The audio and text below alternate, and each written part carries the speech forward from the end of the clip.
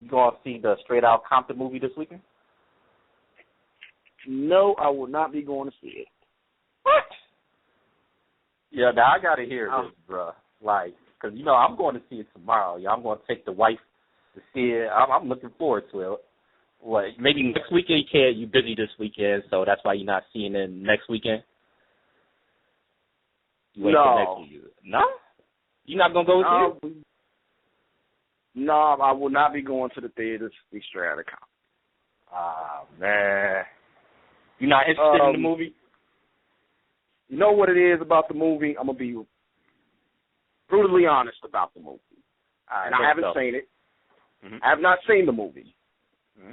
My problem with the movie is I don't trust the movie. I don't trust the movie. We as a people, we move in cycles. Ever since leaving that slave plantation, we have moved in cycles.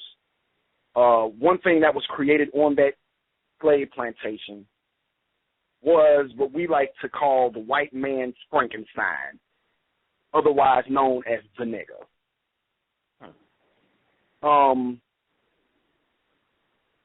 And ever since we've been recreated as this monster called the nigger, we have always found ourselves unable to break through the glass ceilings or those things that inhibit us from finding success based on our own miseducation of ourselves, our own insecurities of ourselves, due to this standard of living in which we title nigger.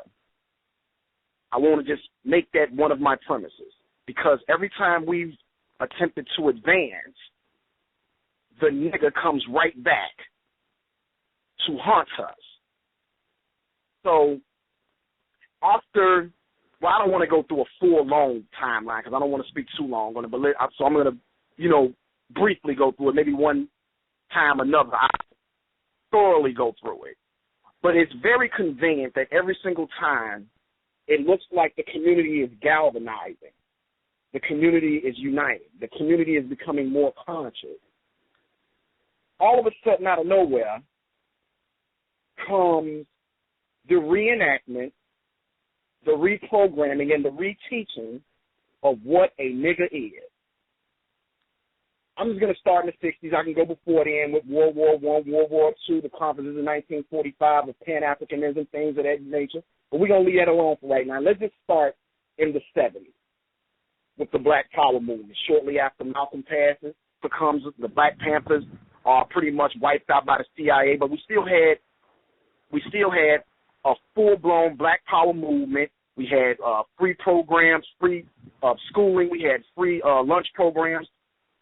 Black people walking around with afros, pitching their hair. Black flowers. We saw the stand at the Olympics with the two brothers with the black fist up. Black was looking good. And then all of a sudden, here comes black exploitation movies. Doing what? Re-educating us on what the nigger is. And so now we got Superfly TNT, The Mac, okay, Truck Turner, Dolomite, Willie Dynamite. We have all these movies that come that then reprogram us, and again reinstitute what a nigga is. So now let's move up now to the 80s and the 90s. Okay, let's move to the 80s and the 90s. We get that same kind of feel, that Black Power feel through hip hop. Public Enemy comes, right? Boogie Down Production comes, right? X-Clan becomes, right?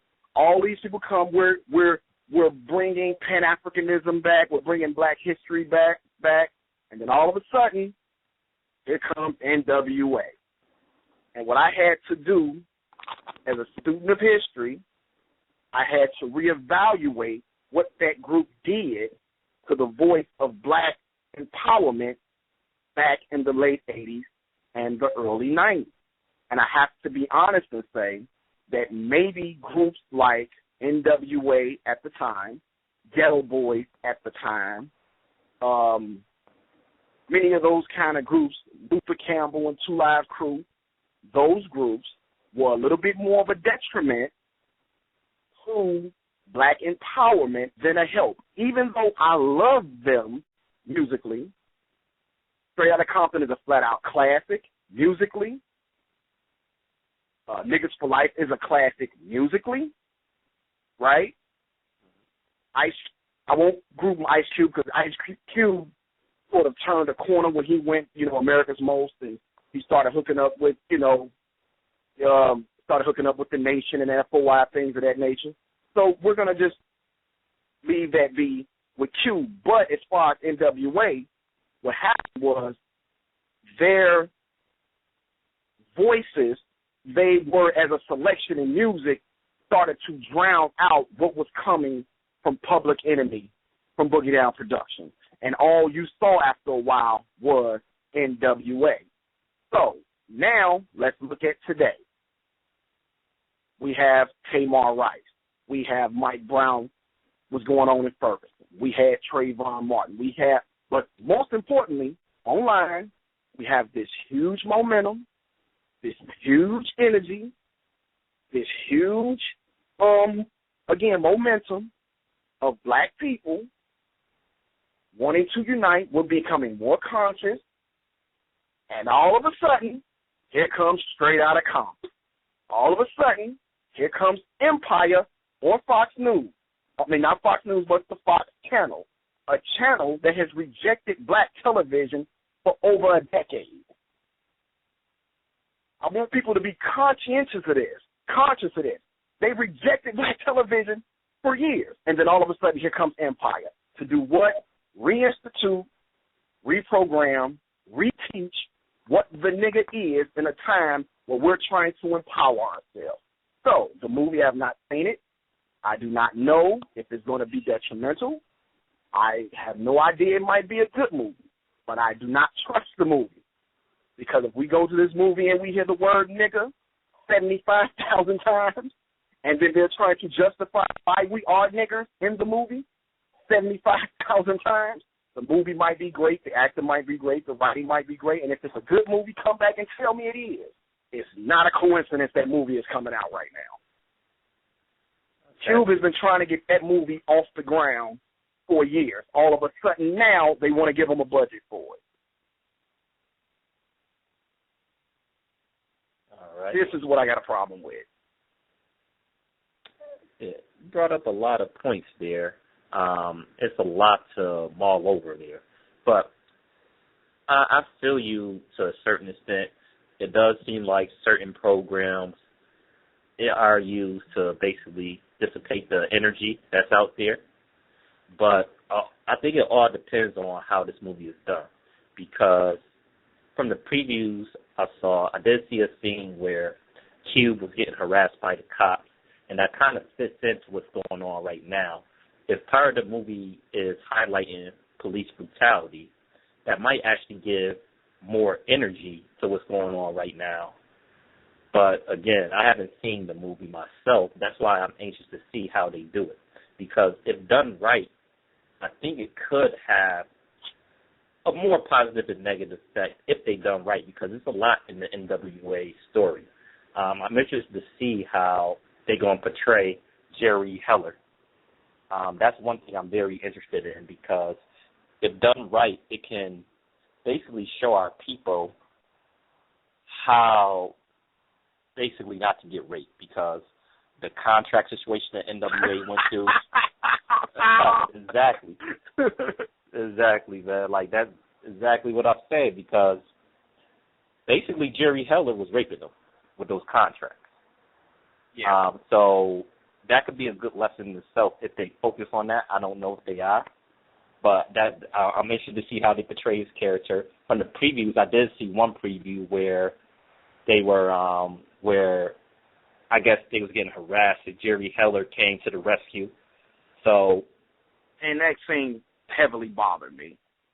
Right. It bothered me a lot. And I understand that even in interviews, Cube has expressed that it was times that Heller stood up for them.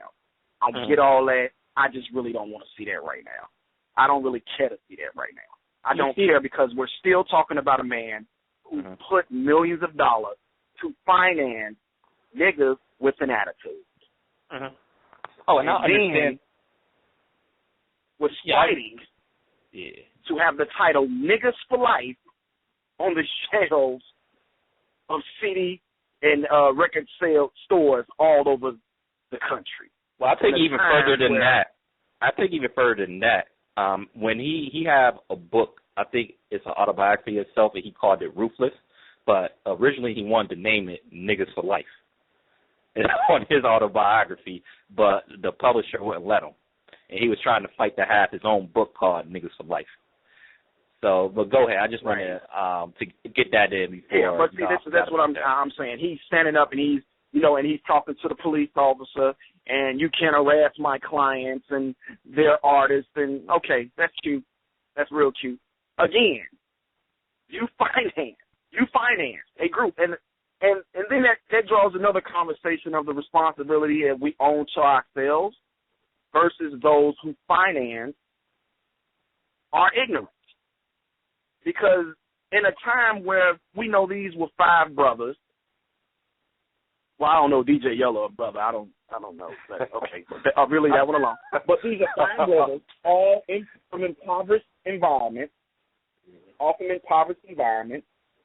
from, I know that Cube was one that he was, from a good home and things like that. But basically, even having a 2-parent home, we know how that check-to-check life still is. So let's just be real that there's still that medium in which we want to find some success and some, things of that nature. So if there's a carrot being dangled, some donkey's going to take it.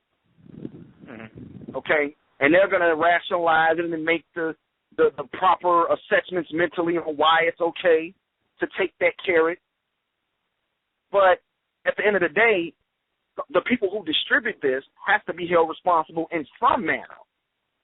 And this is what we get to when we're dealing with the Jerry Hellers and the people who set up Ruthless Records. Again, that momentum was there. We were being shot down by police. We already know what happened with Rodney King. We remember the sister that got shot down by the Korean couple in the store in California. We remember all these stories, but mainly this is off the back of Reaganomics, off the back of the crack cocaine era. And so here comes this voice of hip-hop that was basically being told that it was a fad, now coming with this message and got young people all over the country wearing cross colors clothing that had African clothing in it, African medallions, all these things we were doing, Malcolm X shirts and hats all over the place. And then here comes N.W.A. Yeah. And so, again, just to close out, I'm being a little bit of a hypocrite right now. I have to admit that. Because I loved this group when I was younger. I loved them. But I have to be honest of their message in a time when we were trying to empower ourselves. Right. Because they catapulted the gangster rap phenomenon, therefore leading to many more saying that life or that sound or that message is more profitable, and many more would then choose that lane to guide their careers and exist in their careers with. So I don't trust this movie. Yeah, I think it's 2 separate discussions. I think the discussion on the impact of N.W.A. as a group during the time in the late 80s is one discussion, and what this movie Straight Outta Compton going to be is another one. Because I haven't seen the movie yet, but I am going to see it tomorrow, and next week sure I'm going to come back and tell y'all what I thought of it. But I want to ask you directly, what about my first point, if they highlight police brutality, do you think that can have an impact on what's going on now if that's part of the movie, if that one part of the movie they highlight or whatever? What do you think? To me, it depends on the responsibility they put on that. The message, fuck the police, can have a positive effect, but it can also have a negative one too. It can also incite a certain energy in a group of young people who are not ready for that. We're not ready for that type of combativeness. We have to become economically empowered to get rid of the inadequate education in our community first. We have a lot of steps to take before we get to the point where we want to go blow for blow with the police. And so it depends on, I guess, the redemptive quality in them passing that message of whatever it is they had as far. I do understand, however, the spirit in which N.W.A. created that record. It was, it was a voice for those who were being harassed, and all of us. Come on, I'm from the hood. Everybody, all us from the hood. We know what it is. So it definitely resonated with us because we all were going through it. Even as me as a youngster in that time, in the early 90s. I'm a youngster, and I still was dealing with it. Uh-huh. So I do think that it could have a positive effect, but I think it can have a negative one too. Yeah, and that's why I want to wait. Done properly. Right, and that's why I want to wait to see the movie, because I think if done properly, it can have a good effect, especially if they do it in a way where they show what was going on in Compton and in many other hoods around that time. Because like you mentioned, right, Reaganomics was heavy back then. You had the Iran-Contra scandal where, Freeway Ricky Ross was doing his thing out in that area at the time. So right, if they show what was going on around that time frame, I think it could be positive, and it depends on how they portray Jerry Heller and everything that was going on. So it's hard for me to even really give a full opinion about this until I see the movie. That's why I'm anxious to see it. And for what I've seen, I haven't seen nothing so far where I could say it's going to be done badly. But back to the impact of N.W.A. at the time, N.W.A. was a mixed bag. They did popularize the term nigga. I don't want to give them all the blame for that because people were saying nigga for a long time before them too. But I think it brought it into it brought in a lot of stuff to hip hop. I think they popularized calling women hoes and bitches and stuff like that. I think they kind of brought that in too, especially Eazy-E, in the Boys in the Hood tapes and stuff like that. He was probably one of the main ones, but they had a positive. They had, I don't want to say positive, but they had a certain impact too. Like if you take the video Express Yourself, in the beginning of the video where they have the slave master on the horse with his whip, and then later on, it's almost like the same scene. They have a police officer on a horse with a billy club. So they had songs like that. They had, of course, everybody fuck the police. And that was an interesting record at the time, too. So it was a very mixed bag. I think the negativity came where other people and other record labels saw the success of them, and they wanted to emulate that. They say, oh, the negative parts can sell? Let's emphasize that part. Let's emphasize the negative part. Let's emphasize all the ignorance without bringing a little bit of the consciousness that N.W.A. brought, at least with Cube anyway, because they did have a little bit of consciousness, like in the beginning. You have Drake saying street knowledge. Even though they was ignorant and stuff like that, they still was bringing some type of, food for thought or at least another perspective. And I do think you're right, they did push out certain groups, I don't even know if they pushed them out, but, that was the beginning of record labels trying to find clones and fake gangsters. That's why I kind of like that movie CB4, because a lot of that was going on around that time. With Chris Rock being the fake gangster in the group and stuff. But, yeah, that's what mainly did. And it did have a significant impact because groups like the X-Clan or Public Enemy wasn't getting as much run anymore. But right, because they got drowned out by that, the effect of, and the voice of gangster rap. And that's when we have to add, how effective is the message? And how deceptive is it? How effective is it and how deceptive is it? If on one end I'm going to say express yourself, positive record, but then, next record is, I pulled the panties down and the bitch had a dick. You know what I mean? So now we're robbing banks and robbing stores. You know what I mean? On one end, we're fuck the police, and then another end, we're killing a prostitute in the intro of a song. So that is when we have to ask how deceptive can that message be? Can we look at it like they spoke to an audience, that could understand them because of how they package that message, through that sort of abrasive, negativity.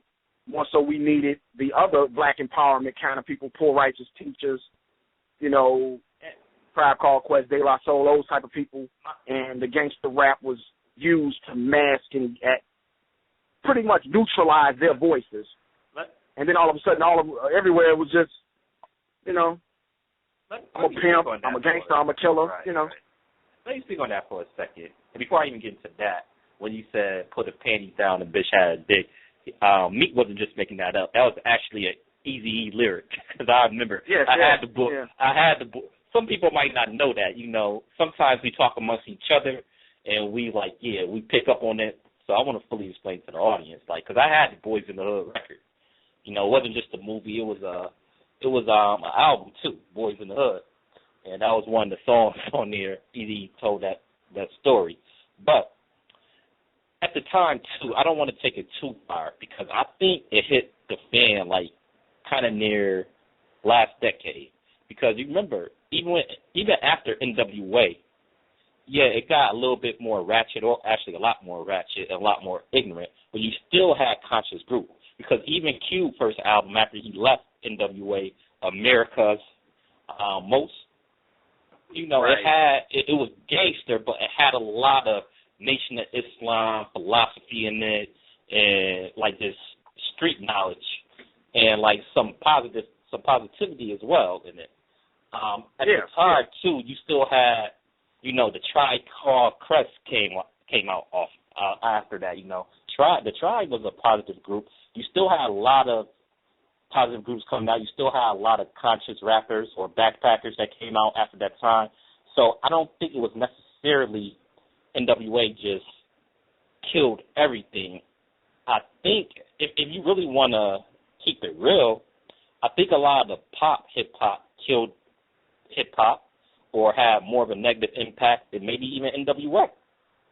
Because once they saw, Diddy in the shiny suits and stuff like that, or, maybe, when, the No Limits and Cash Money came out, once they saw that was selling, that's what really did it to me, But you want to put N.W.A up there because they was the start of that. I understand that, but at least I think you got to also look at the demographic of where we were at, though. I think you out in N.W.A, I'm out in the Midwest.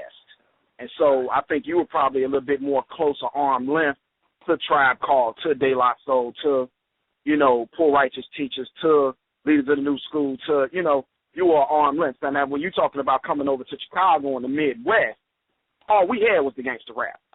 I didn't hear no more Public Enemy. I didn't hear any more Boogie Down Productions outside of Love's Gonna Get You. But what about Common? I didn't hear Common came out of Chicago. Yeah, Common came out in Chicago, and to his credit, he was one of the first, I guess, conscious rappers that you could say kind of made a name for themselves. But I'm gonna just keep it real. We wasn't bumping Common like that. He wasn't getting love in the shop? No, in the shop, we was A-Ball MJG. We was N.W.A. We was Dr. Dre. We was Snoop Dogg. We was on that out in the shop. We didn't really start getting back into playing Chicago-based artists until Twista came out, and not even the first Twista. This is later Twister, the Adrenaline Rush Twister. Most people don't even know there was an earlier Twister who used to actually be positive.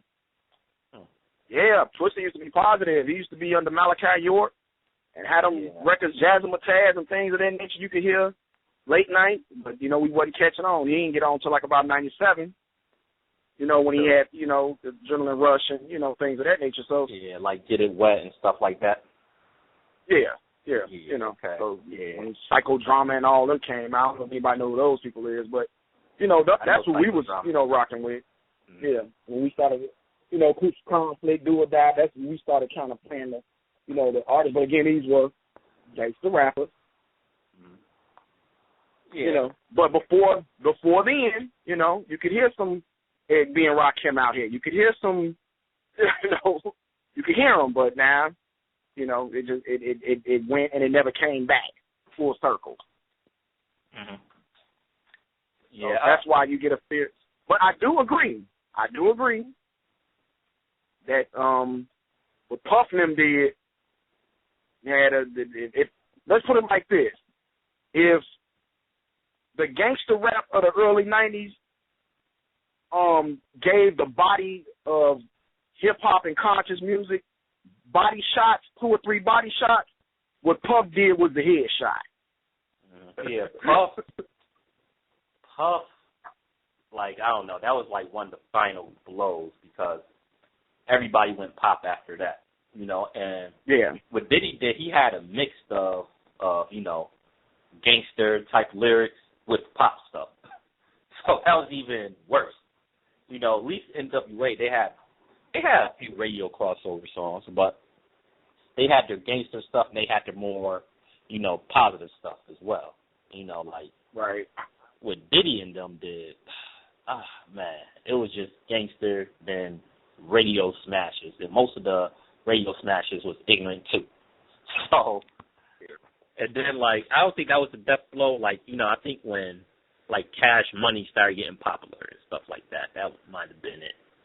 Then like, not all South artists, but like a lot of the Southern artists came on and they started seeing you can actually get hit records without being able to rhyme a lick. You had, like, in the early 2000s, you had so many artists that basically had no talent. That's all they had to do was get in a certain type of beat, come up with a little chant, something, a stupid chant, and you basically had a hit record back then. Like something like, the Lil Jon and the East Side Boys had no positivity at all. That crunk era, the trap music, like, that's actually the worst. And I think what it is, too, is this, that you would have thought by now in hip-hop, we could have came up with, like, a real big independent label.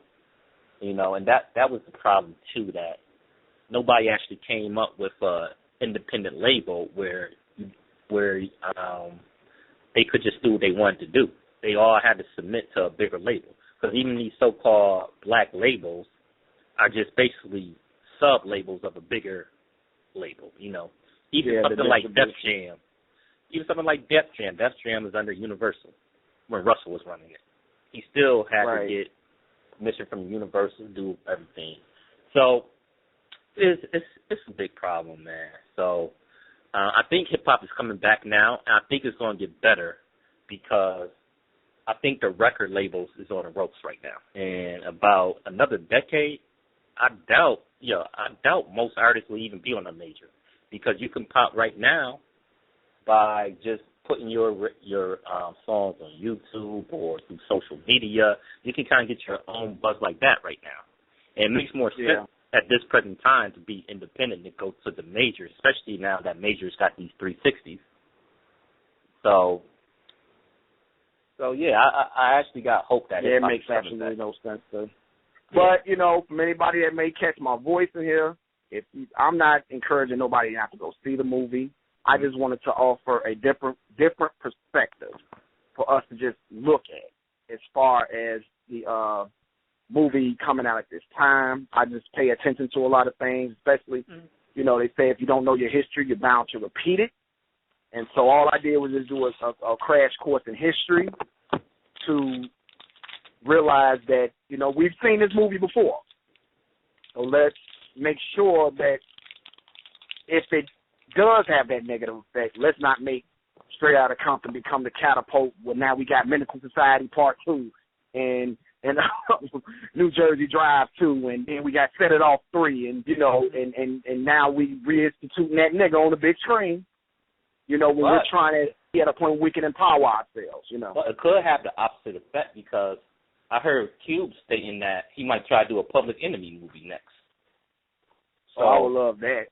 So I heard Cube say that. I don't know if they're going to be able to do that because they had a hard time getting this movie together.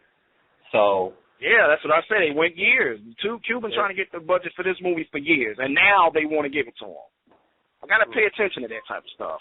But you see, and also we got to, because, you know, they didn't just make the movie. I don't know when they got the budget for it. I don't know if it was last year. I don't know if it was 2 years ago.